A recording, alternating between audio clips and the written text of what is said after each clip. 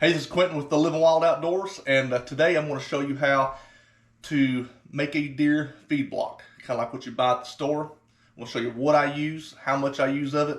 Also give you a couple options to if you'd rather have a harder block or more of a softer block. So stick around and check it out.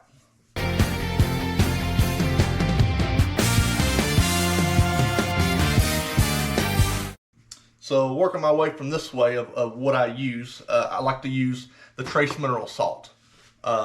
Very good. The minerals in it help with the like antler growth. Helps does with when they're producing milk. I read it's supposed to improve their immune system. So I like to use that. It also helps for like a filler to help it pack down.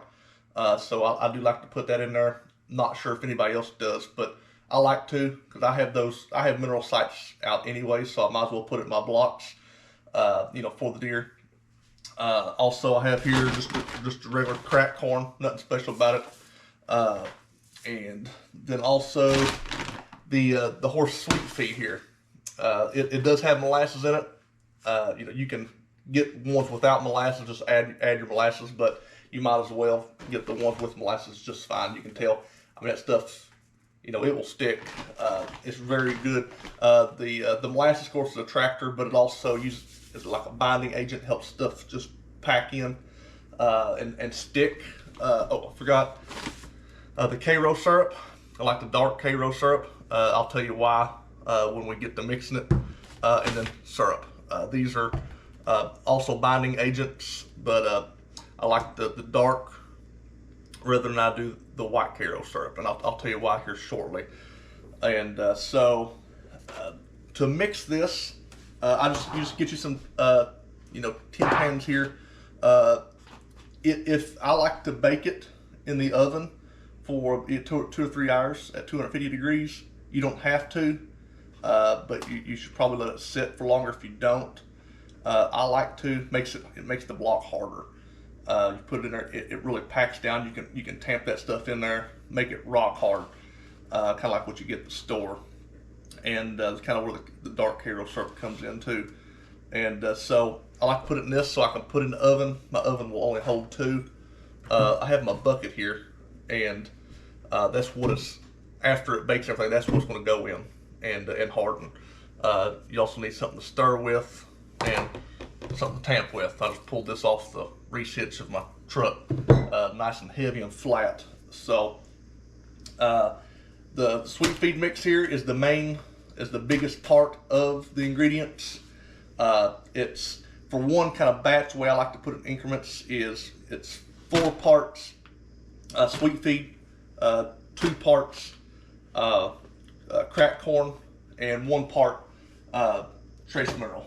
And so I like to run in increments, and then these 2 here both get a half part each. I'll do those last after I put them in here, just so, because it's going to make everything sticky. So I'm going to do that and that very last. So these tins here will really take a 1.5 batches. So I'm going to just step it up to 6 here.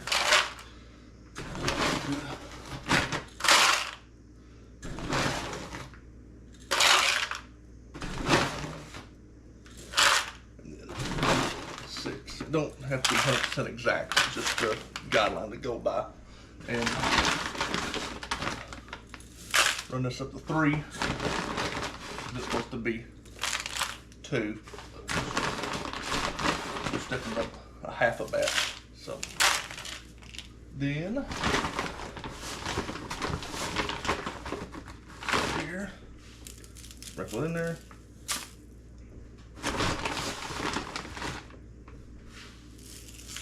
And that fills that up. So I'm going to go ahead and do the same for the other side here. You can also, if you want to add stuff to this, you can add, like, you can go to the store and get the the apple powder stuff that they, that Attractant they sell. You can get that. You can add stuff into this. I don't add that stuff. I really don't think it needs any more Attractant than molasses, syrup, and Karo syrup. Works just fine with me. And so I'm looking more of nutrition than I am anything, because I mean I put my blocks where the deer are already at. They're where they travel. So I mean I'm not as worried about. Of course, you always want to Attractant, but I'm not as worried about that. Trying to pull deer in from forever away. I mean, if it does, it's great. Especially if some deer ain't going to come through there. Pull them over just so they can get a hold of these blocks. But I put several of them out in different spots, so they'll find them. So now I'm going to start adding the K-row and the syrup. So this here, these take half parts.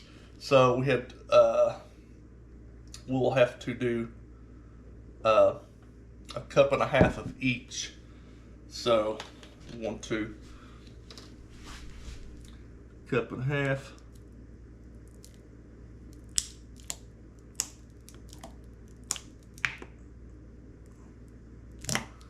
That. And I do what I am going to do is I'm going to warm this up just a little bit to make it more liquidy, just so it will mix a little bit better. I'm going to do that for this, mix it. I'm also going to do it with the syrup the same, just to make it more mixable. So I'm going to do that. All right, I have the K-row syrup mixed up. I put it in there 15 seconds. It's a lot better liquidy.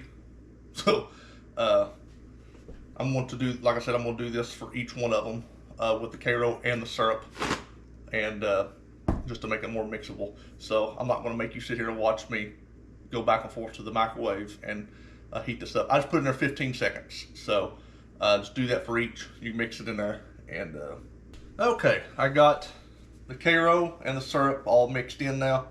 Like I said, I heated them up about 15 seconds per part, and it got in there just fine, as soaking in.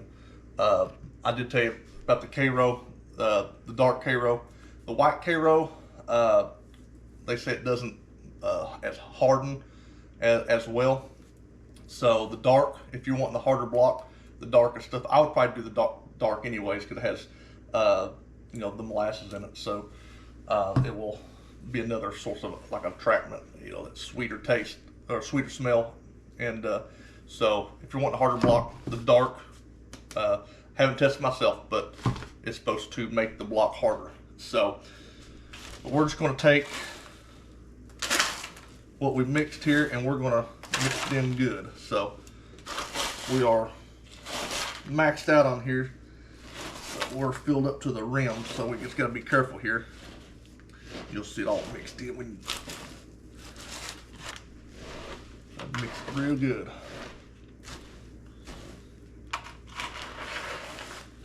Okay, I took my time, mixed them up, and I mean you can see, nice and mixed up. I mean it looks like the blocks you get, like the BB&J blocks like that. I mean that's what it looks like, but I don't know what kind of ingredients they have in theirs, but you'll know what it's getting about right, because there's nothing crumbling off just real loose. Everything is just starting to stick, and you have to really try, get your elbow in there and actually just do it. I mean it sticks. I mean this spoon here, it was packed in the spoon. It was already rock hard from where I was just scooping it, and it packed down in there. So it's they get in there hard. So all right, so already got my oven preheated, so I'm at 250 degrees. You don't want to go much over that. You don't want to burn the syrup, the K-row or the maple syrup. Don't want to burn it. Smells awful. So it's 250 degrees, 2 to 3 hours. I don't know if you go to 2 hours, 3 hours, it makes a big difference. I don't know. I'll probably just go a couple hours. I think it'll be warm enough. Makes everything kind of sticky, and kind of melts it down, makes it thinner. It'll help it all stick together. Once you put it in a bucket, it'll be nice and hot. You can pack it in there a lot better, and it'll come out rock solid. So if you want your blocks to be rock solid, you bake them. Now if you want more of a a softer block it'll crumble a little bit more, just skip this step. Don't put it in the oven. Put it straight in the bucket. Tamp it down, and that's all it really takes after that. But I would let it sit for 5 days, maybe a week or something, to let all that kind of bind together and dry. But this, once you do this, it takes a couple days, and a day or two. I usually let it sit for 2 days, let it pack down and harden. So we'll put these in the oven here. Like I said, my oven can only fit 2 of these, so put them in there. And so there we have it. So I'm going to set the timer here for 2 hours. So 2 hours is on the timer, and once this goes off, we'll come back and we'll take it out and we'll start finishing the process. All right, so it's been here for a little over 2 hours. I was on the phone, so it's been about 2 hours and 15 minutes or so. So we're going to take them out. Before you take them out, though, in your bucket, to help with the stick, I like to just vegetable oil. So just put just a dab of it. Goes a long ways. And just coat your bucket here. Help keep it from sticking.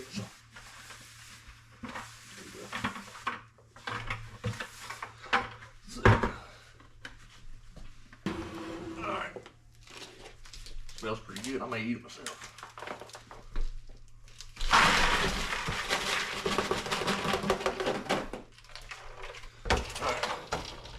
I'm just going to go ahead while it's in the bucket. I'm going to just give it a mix again. Just to help mix it together.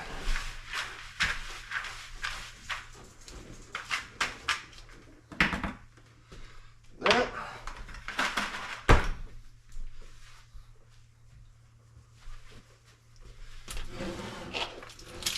Next one.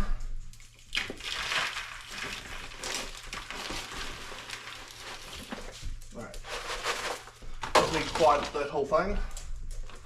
Let's mix it up again.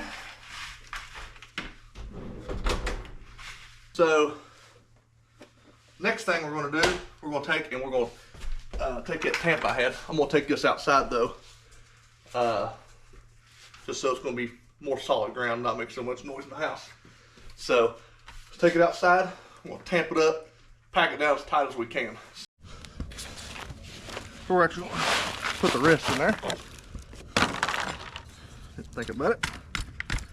Just pack it. Need to get it as tight as we can.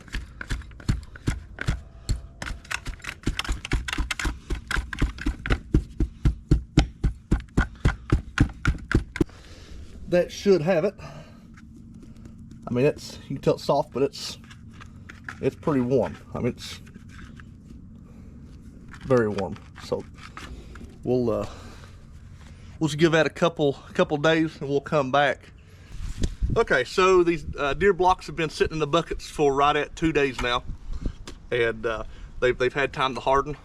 They feel pretty hard in there still, and so we're going to flip these over and see what they look like.